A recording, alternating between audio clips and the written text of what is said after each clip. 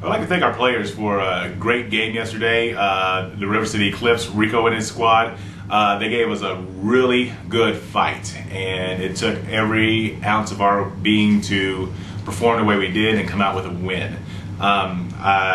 We can't take anything away from that team. I expect to see them in the playoffs again. We both already qualified for the playoffs. This battle was for first place for the division, where if we win and they win this next week, I do believe, tie for co-division champions. So we'll probably see them again. Hopefully it won't be as much of a fight as it was, because I don't know if I can handle that again. It came down to the last second. When that clock struck 0, we definitely cheered. But once again, it was a great game played by great athletes, great organizations. And at this time, I'd like to open it up to the floor. Coach, you won a great game. You don't seem happy about it. Do you care to explain? I'm happy about the game itself. It's just when there's so much other drama going on with certain players not getting certain looks, or certain players being disciplined because of their actions, or certain players mouthing certain things about my coaching staff. That's when I have a problem, because my coaching staff is an extension of me. And if they have a problem with my coaching staff but not me, you still have a problem with my coaching staff, so you have a problem with me. And that's where I kind of draw the line. There's a few players I will have to talk to. I do believe in imposing a 24-hour period of thought process, or my thought working, so I don't make rash decisions before I discipline players. That way that I go in there with a clear conscience of what I need to do.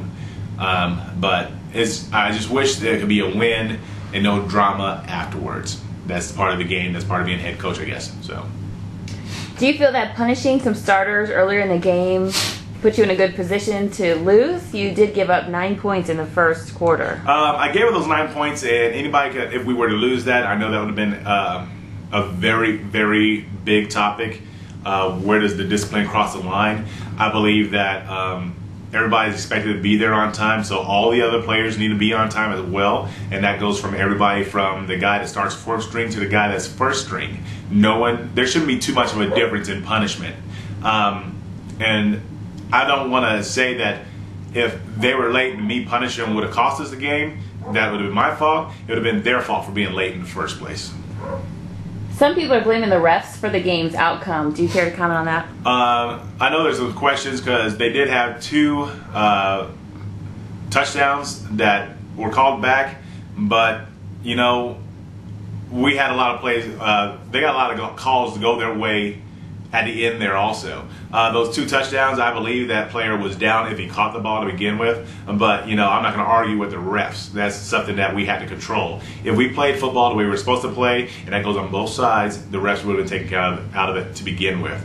There's some discipline problems that go on both teams that kind of put us in a position where the refs have to make calls. The refs are there to make sure there's a good, clean, fair game, a fair balance in the game.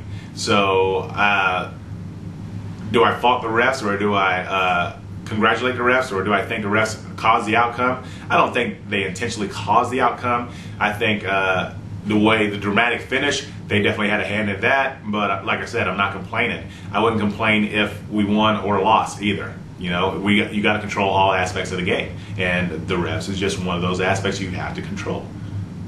Can you let us in on what you expect from the Twin City Dogs game this coming Saturday? See, we already had the playoffs. The Twin City Dogs, they're playing for the playoffs and playing for position in the playoffs. So they're going to come in with everything they got. I know our owner, Brandy Bold, she keeps claiming it's a revenge game. It's just another game to me that I expect to win.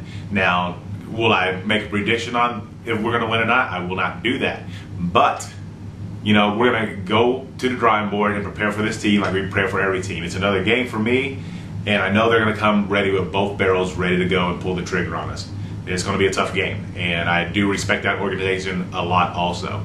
So I expect it to be a pretty good game with the Twin City Dogs when we host this Saturday. Do you think the sideline is a lot better since the last press conference? You having a problem with that last time? I think that the extracurricular activity from the sideline is a lot better, but it's still not perfect, and that's something we got to work on. We get real chippy with each other, we get real chippy with the refs, we get real chippy with the other team, where I'm from the old school where we just go out there and play ball. We don't worry about what everybody thinks. We listen to our coaches. Whenever a coach says, hey, you need to come out because of this or you need a rest, we do that. We come back, when we take advantage of our chances when we go back in there and play. The sideline's a lot better than what it used to be, but I think there's still some areas that we need to work on. Are there any other questions right now? All right. Moving forward, I expect the Chargers to work hard for this next game.